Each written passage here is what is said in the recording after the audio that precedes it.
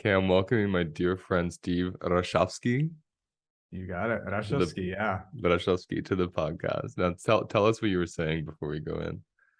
Yeah. So I just moved to Prague, Czech Republic from upstate New York. I was in the Hudson Valley.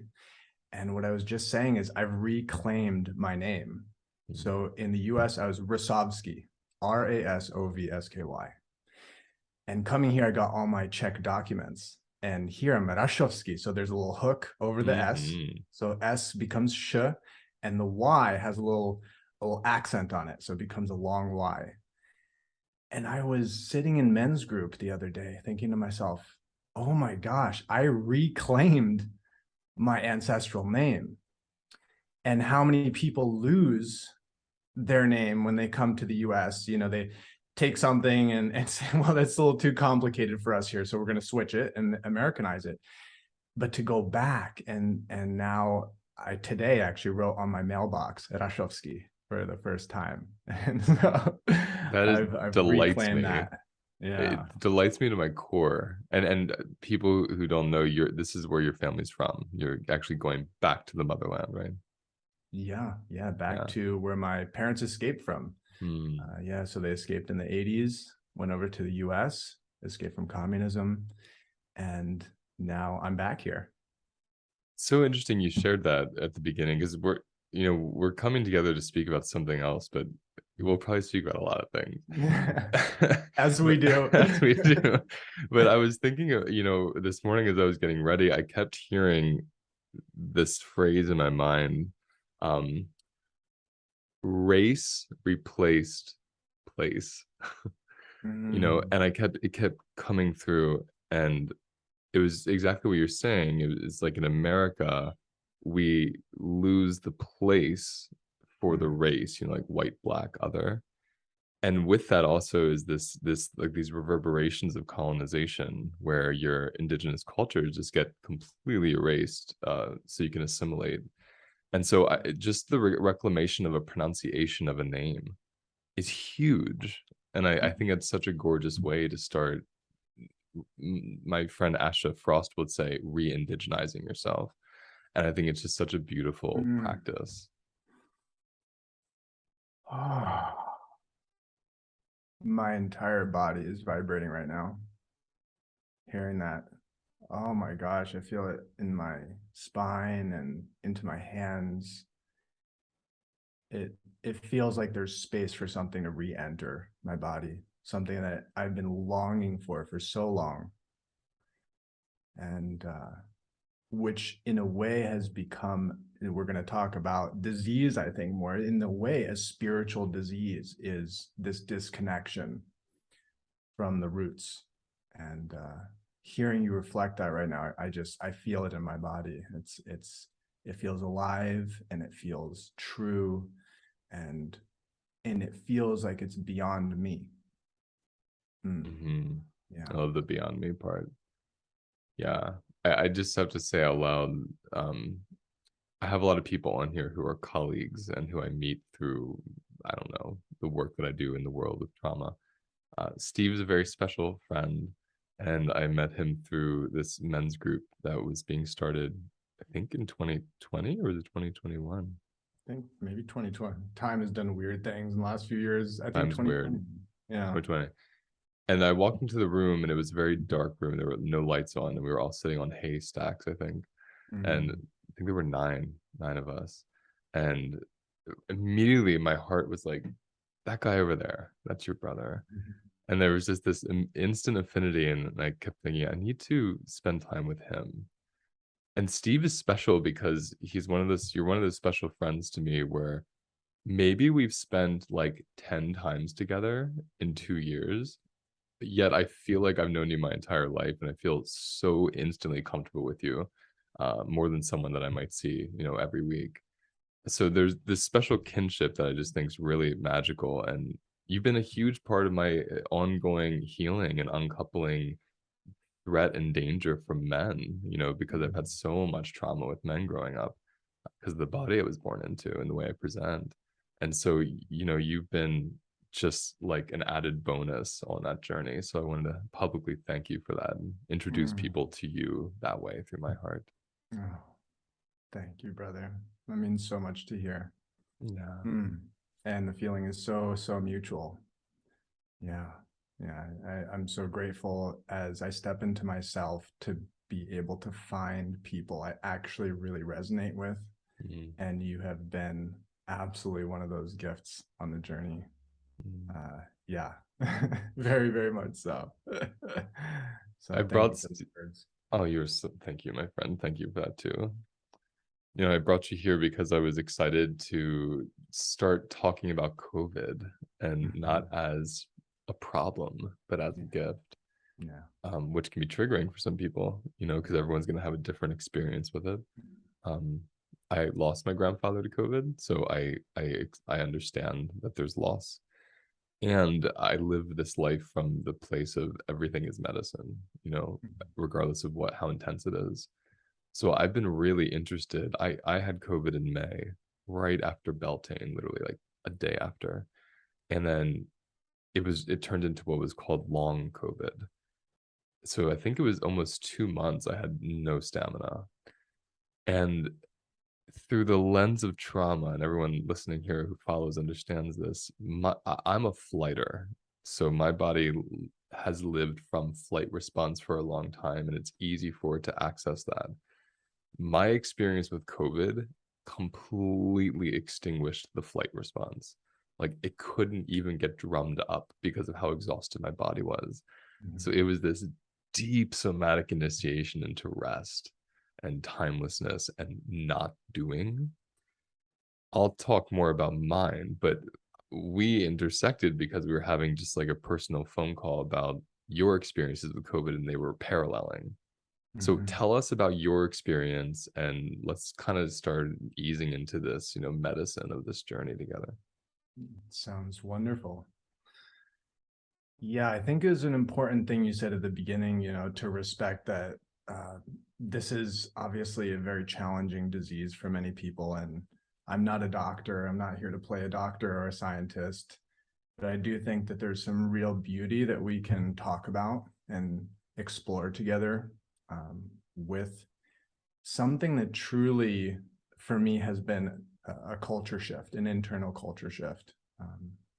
So I got COVID beginning of July for the first time, and I was out for about 10 days. I had just gotten here to Prague, and I was in this tiny little student dormitory. This is my temporary housing. It was probably 100 square feet. It was smaller than the tiny house I used to live in, which I thought was pretty funny. And I was in there for 10 days. I mean, there was nowhere for me to run. So talk about that flight response, very much so, similar to the patterning that I have. And there was nowhere to go. I was so tired. I fell into a totally parallel time universe. Days went into nights went into days, and it was all of the different stages of grief almost. At first, just this frustration. Oh no, I'm supposed to be in this program right now, and I just moved here. I don't want to be missing out on things. To more of a surrender, to then going back to this kind of feeling helpless. And you said the word stamina. I think that's a really potent one, especially as men to talk about. There's so much story around a man having stamina and having strength. And I felt the opposite of that for many days in a row. And then I started feeling better for about 3 weeks. And then I got my symptoms again. They came back full bore. I lost my smell for the second time. So my symptoms were intense fever, body aches, confusion, a lot of mental fog. Um, I just had absolutely no energy to do anything and no interest really. It was just the basics, just sleep and drink some water, take some vitamin C, and surrender. So that's kind of a quick overview, and I'm happy to go anywhere I know you you are. want with I know this. you are. That's why I love you. I'm just kind of feeling into it. You're bringing me back to my several months of when I was deeply in that. And when you said time, that was, I think, what was most profound for me, because time has been something that I've related to in a rigid way. Lots of schedules, like having a full-time private practice, having a big trauma healing business, having a child, having a lover, having friends. It's like if I didn't schedule things, it would just flow right around and through and disorganize me. So the last 6 years, I've been so tethered to a schedule, which is very new for me. I tended to live most of my adult life completely schedule free and spontaneous. So there was this groundedness to it, but then I think it started to become confining without realizing. And then when this happened, I noticed as I was deleting everything from my extremely filled schedule, this relief every time I would delete something, every time I would send an email to cancel something. I was in the middle of my 6-week course. I had to cancel the first week. There was just this, ah, like this death, like those things were dying, right? So I wasn't dying. My body was here, but everything around me that I expected to happen and thought I had to show up to, I was allowing to dissolve. And in that dissolve became this 2-week period of timelessness where I would just fall asleep 8, 9, 10 times a day because I was so fatigued from COVID. And I would just wake up in this liminal state and then fall asleep and wake up. And I just lived that way for 2 weeks. And I was in this cottage away from my wife and daughter. So I was completely alone. She was tending to me beautifully, with herbs and love and as much as she could without getting close. But it was just so powerful to be isolated in that surrender of everything my ego says, this is who I am, this is what I'm supposed to do, but to also find safety in the timelessness. So I'm curious how your relationship to time was different during COVID and how it's changing as you're coming out of it for the second time. Like, what does that look like for you? Mhm. Yeah, I think one of the words that comes to mind is urgency, as a way I Yes. related to time, as really, to me, that's a core trauma response. If I don't control time, if I'm not productive at all times, something terrible is going to happen, is the story. And so I need to maintain some sort of rigidity around it. COVID totally broke that down, and it was a purging of relationship to time, kind of a cleaning of the slate. And the way I look at a virus is it's a biological update. I mean, a virus, all it is genetic information encapsulated in a protein shell that binds to our cell structures and then goes in there and replicates. It's not even, many people would say it's not even alive. It's just genetic information. So it goes in there, replicates, and then our body learns how to work with it. And unfortunately, in some cases, when especially with co-occurring diseases, our body does not have the strength to learn, or it gets inflamed right in our lungs, fill with liquid, and that's a lot of times how people would pass. But our body learns how to deal with the virus on a biological level. But with COVID, because of the length of it, and because of like what you were saying, the level of exhaustion, and I'm curious to hear your thoughts on this. You said you fell asleep 9 or 10 times a day. With that exhaustion, when you woke up, was their story, oh my gosh, I'm here, I'm sick, I haven't done anything? Because for me, I was so tired, story didn't even come in there. I was just happy to get out of bed, go to the bathroom, make it back. And so in this way, I see not just as a biological update, but a cultural update. And so it's updating our internal culture. And I heard about this. A friend of mine once said, COVID is the psychedelic flu. And I was like, what does that even mean? But in many ways, in psychedelic medicine, there is this purging process that happens. We face something that's really intense. And I know you've talked about these cathartic experiences, right, that are very emotionally a huge roller coaster, then you need to integrate it.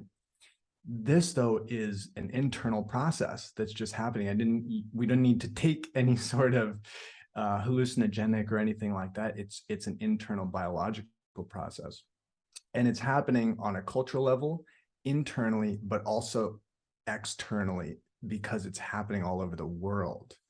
So this is like a global culture update when it comes to our relationship to time, like you said. And I think very closely to that would be relationship to work, because work and time are so intertwined.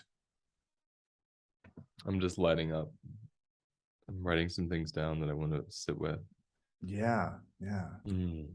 Yeah, I mean, everything you just said is so profound and true for me. And the urgency is such an important word because uh, one of the biggest questions I hear often is the difference between intuition and trauma response, or intuition and fear. And the ability to sense and feel urgency is often how we can tell the difference of these things. Mhm. And so when you're talking about urgency with time, that's the trauma response of flight. And just for people listening to understand somatically that urgency, it's the constriction, the pressure, the charge that comes from our bodies as we relate to work or time or individual or person, whatever it is. That urgency comes from that kind of like subconscious threat state, that fear response. My life will be dot dot dot if I don't. So these kind of overcouplings and associations we get with time and with work and with value are attached to a somatic state of urgency. I also experienced with COVID, because of the amount of exhaustion, I literally couldn't have urgency. It wasn't allowed to exist. And my mind also wasn't creating story. One, because like you said, I was so exhausted. I had gratitude that I could just get to the bathroom and go back to bed. And two, I was doing these practices that I teach, which are finding parts of the body that are okay with this experience. And so as I was laying in bed in a lot of pain the first couple of days, it was like head to toe, like nerve pain. It just felt like everything was inflamed. No stretch would alleviate it, right? It was just pain, and fever. And I was noticing, okay, what part of my body is actually okay with the pain? And I would feel into my butt laying in the bed. Oh, that area feels okay in the bed right now. I'd feel the soles of my feet, like feeling the air. Oh, that was nice. And I would have this kind of pendulation between the pain and these other parts of the body that had more resources. And it just kind of created this internal dance, this relationship, this conversation between these parts. So I wasn't just orienting to the part with the pain. I was kind of integrating the pain into the other parts that weren't experiencing that at the same time, maybe for a couple seconds, and then it would shift. But without the story, there wasn't suffering. There were days of pain and exhaustion and like nausea and fatigue, but there wasn't suffering because there wasn't that internal antagonizer saying, you need to get over this. Why did you do this? What did you do to deserve this? None of that was there. So Mm. I'm curious about your experience of just being with the body through that pain and discomfort compared to judging the body for the pain and discomfort. Yeah. Oh, beautiful question. Oh my gosh. So I'll enter again through time. When time expanded, so could my presence. And so in that expanded presence, there was more space to be with the ecosystem of sensation rather than, again, the story of I'm sick, I'm unwell, I'm hurting. These are all stories of the mind, right? And so there was just so much time to be with this that it was like a melting into, like you said, there was so many different things happening, and maybe one part of my body is actually experiencing relief in a moment. And I thought you're gonna love this. I got to the point actually where I started practicing feeling pleasure by, especially my practice was to go and take a hot bath and then to get out, and I would have these body aches and I would lay in bed and I would start moaning. And this is new for me. It just, my body wanted to do it. And I was amazed. Pleasureful moaning changed the entire experience for me. And I would just kind of slowly, it was a dance in my body. I couldn't believe it. And as I was doing it, I could see that I was able to encourage my body because I was so tired. And 10 days in, my body needed some encouragement from me too. And what better than to feel some pleasure in that, to say, hey, let's keep going, let's work together rather than as adversaries here with this body. And I just like, I feel that in my body now, and just let that sink in. Is what does it mean to work together, to cooperate? That's right there what it is for me. That's everything right there. I had Oh. my teacher on here a few episodes ago, and she said at the end, living with a body instead of living in a body. And Mhm. so you were just saying, it's Yeah, a relationship. yeah, yeah. When we have that inquiry of how do I relate to this instead of how do I fix this, like the pain, it's so, again, parallel. When I remember being in bed, I remember like moaning and writhing and like deep breaths and like releasing tone, just whatever tone wanted to come out. And the pain, let's say in my spine, had a certain song that came out through my mouth. And it was almost orgasmic in like a non-activating way. It was like really Mhm. expansive, and it would bring this incredible inner sensation of presence, really, and relationship, and a self-co-regulation, right? uh so I love that you are bringing in the moan, because when we think of pain and we think of our initial response, it's to constrict against the pain. It's an Mhm. othering, we Mhm. other the pain and brace against it, or we sedate it somehow or anesthetize it. No shame to anyone that has to do that to function. Mhm. And in these situations, there's this invitation. What if I related to it? How does it want to move? How does it want to breathe? What does it sound like? What does it want to say to somebody? It's a huge Yeah. experience, isn't it? Yeah. Yeah. To me, it's repairing a relationship that may have been fractured. It was for me, for sure. In many ways, I had neglected some of these very basic ways of relating to myself through how I was rushing in the world, or through caffeine intake or things like that. They're just these small or large transgressions of boundaries of the body. And so that relationship had been ruptured, and it can be repaired, is what I saw after days and days of just doing nothing. Those sort of, there's like this weaving of coming back together. And I feel it now still, more of a dual awareness of the external world and the internal world, because I have to. I still feel more fatigue now. And so if I do some of the things that I used to do, my body will tell me much faster now. And again, do I fight against that and say, I want to return back to the way that I used to be? I want to go uh back to business as usual, right? With this whole, when are we going to return when are back we to going to normal? return to When we normal? return to normal. Yeah. Or is this something new, a new Mm. culture, a new possibility? See, that's really exciting, because when you were talking earlier about the internal, external, cultural medicine and the experience of this virus, and you're talking about the genetics and the updating, that really resonated with me, because I Mhm. think of inherited trauma response is a genetic response. So it's in my genes to flight. I mean, your parents fled, right? Your Mhm. country. My grandfather fled his country. There's this flight that worked its way down specifically through the men in my family. And I landed in my body. So this genetic update from COVID was really saying, like, you don't have any energy to flight. What are you going to do now? And it was inviting this newness. Okay, where am I? What does it feel like in the world? What's my, I don't even like new identity, because I don't really care for identity, but what identity am I ready to lose around the loss of the flight response? And there's so much nuance in that for me, because the activation of flight for me, it was also overcoupled with sexuality, because of how I developed sexually in very thrilling and dangerous situations.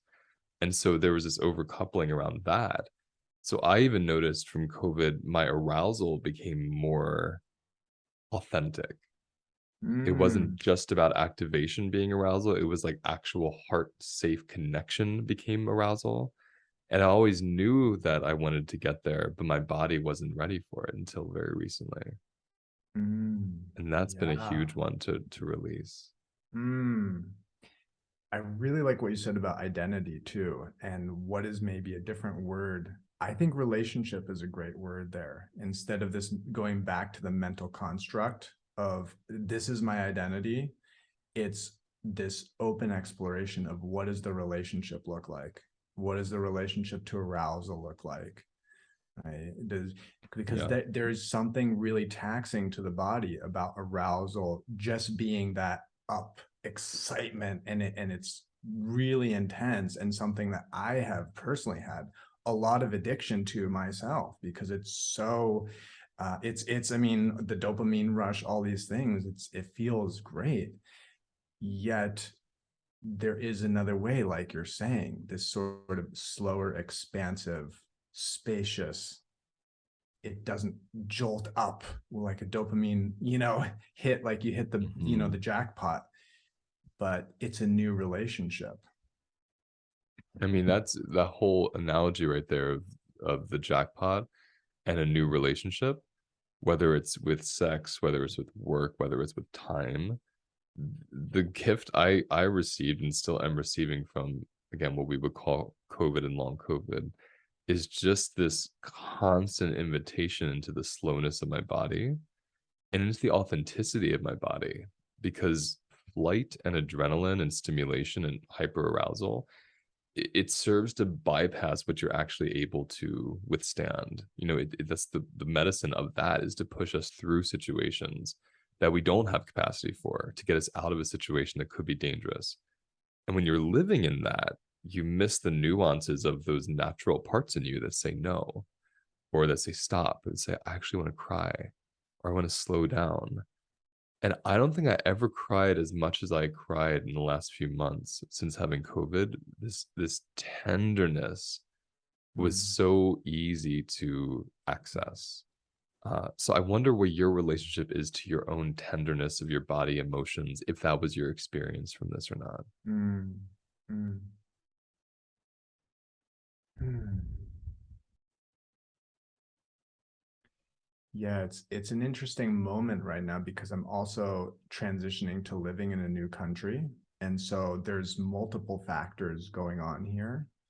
Um, so in a way, that transition to a new space has its own energy to it. And then it was very fascinating intersection to have it happen at this time.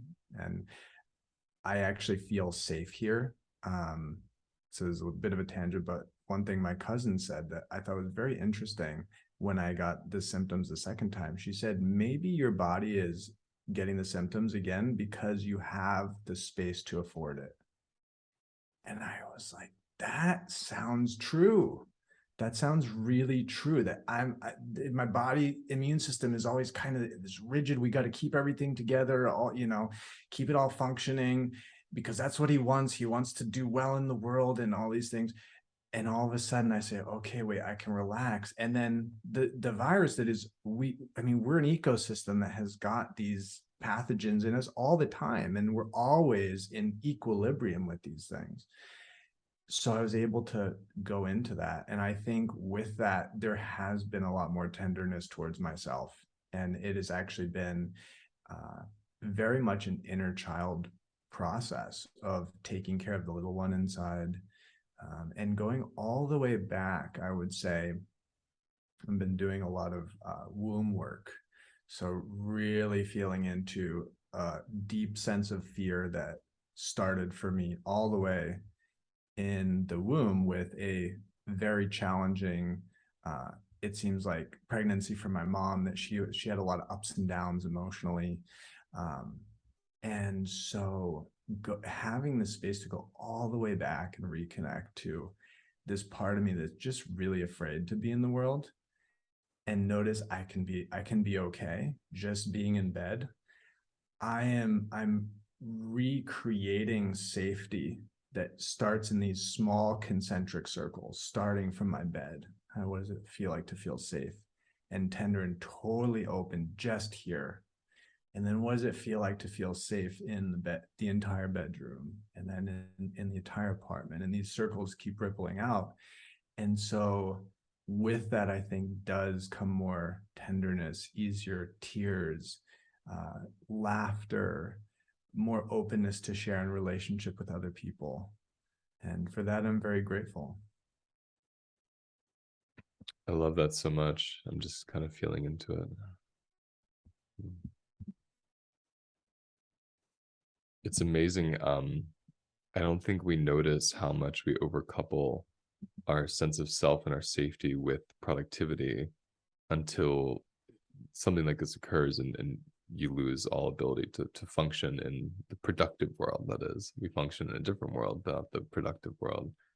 And I think to emerge from this experience, you know, from months of being in it, weeks of being in it, to emerge from it with more of a connection to self, uh, that's what really lights me up about you, about these conversations, about my experiences, is how do we experience something as a medicine, and then, like you said earlier, integrate the catharsis of it even when it's over. I think that, again, the gift for me of having COVID was it wasn't like a cold that was 4 days and I was done, and I could just go back to business as normal, as usual, right? Like you said, it just lingered for months, and I think maybe it has changed my genetics in that way. Like the flight response no longer feels good, so when I go into it, it feels so violent. Whereas before, it was my center. It felt like my familiar center. So it's kind of several things I'm asking there. I think the main one is what it's like to what it's like to really just allow yourself to keep integrating this as your body recovers. What does that look Mm, like for you? mm. Well, I want to highlight one thing you said here that's feeling really present, which is what you said, like a regular cold that lasts, 3 or 4 days, because I think pretty much everyone listening can relate to the experience of getting a cold or flu and going through this mental process of, oh my gosh, I need to slow down. I need to be taking better care of myself. Oh my gosh, I realized health is the number one priority. And then 3 days later we're feeling better, and it just never happened. And so, like you say, this has kind of this built-in self-correcting mechanism, if we want to look at it like that, in a way that stays with us. And in that sense, there's a deep intelligence to this whole thing, um, that I find fascinating. And so to me, to continue integrating this is really really about continuing to listen and notice. I just went through this a couple days ago, where I had a weekend and I hosted a couple of friends here. um, there was maybe 3 or 4 nights that I didn't have time alone, and I could feel in my body it was saying, hey, remember, take care. And so last night I said, okay, I'm absolutely giving myself a personal date night to just be, light some candles. And today I woke up and I could feel my body saying, thank you. It feels respected. And then I function today. I'm able to show up for this podcast and be present with you, and then recognizing, what is my energy level? What is my energy level after an interaction? After this, I always feel really quite energized after I talk to you. Sometimes it's not the case, though. With some people, I feel quite drained, and it's about having a little bit of that boundary setting intention of saying, okay, with this space that I have, I need to be intentional. I want to be intentional. I choose to be intentional, to conserve and to respect the life force that is here. And so that's kind of my guiding, and it's certainly not perfect. Like I just said, I started feeling it just the last couple days that I was veering off track a bit. But when I listen and I get back in alignment, what's amazing to me is that it actually works. And I'm learning to trust that I can repair, that I can take care. And I think that fundamental trust is, to me, one of the better definitions I can think of like self-confidence, self-relationship, to be solid in that, to trust that. That's just so gorgeous. And you keep using the words, I felt my energy. Yeah. And I think that's the highlight for me is self-relating is so powerful when there's this somatic awareness. Otherwise, it's a concept. I should go to bed at 9. I shouldn't hang out with these people. And we don't know if the concept's always true. It updates based on our capacity. But the physiology, you're noticing that felt sense that says, whoa, I'm feeling this feeling after 3 or 4 days of not being alone. And that sense, just like the pain and the moaning, the sense wanted to speak through you and say, can we have a date night? And so I Yeah. think it's that listening to that inner part that says, I want to date just with you tonight. Yeah. That's gorgeous. Yeah, well, it puts the brain really where, in my perspective, is a much healthier place for it to be, which is a listener to the body. And then it's great at strategizing, right? My body without a brain would not be able to figure out how to create date night. My That's right. brain was That's right. able to make a nice thing happen, Yeah. And so, and just saying this now, boom, again, I feel my whole body light up. It's responding to what I'm saying. And it's saying thank you through sensation. Thank you for acknowledging the relationship that is here, and for having the mind, the brain, be in service as an ally here, rather than a conqueror, a Mm, dominator, right? that's right. Ooh. Yeah, when I see or hear mind over matter, I just think, well, mind with matter, and Mhm. you're saying Yeah. that so beautifully right now. You're saying if the brain's role is to listen to the Mhm. body, there's this gorgeous relationship, right? The brain Yeah. strategizes to meet the needs of the body Yes. instead of the brain bypassing the needs of the body to grasp at some concept or should or duty. Right. That's gorgeous. And everything's satisfied. Then the body feels respected, and the mind gets to do what it does so well. Yes. Everything gets to do what it does, right? But it's not in this twisted relationship. As you're saying that, I can feel like if there was like it may be the pineal gland, I don't know, but I'm feeling this little pine cone in my brain just kind of like releasing all this pollen, lighting up and dancing, little Mm. sparks of joy. Oh, Oh wow.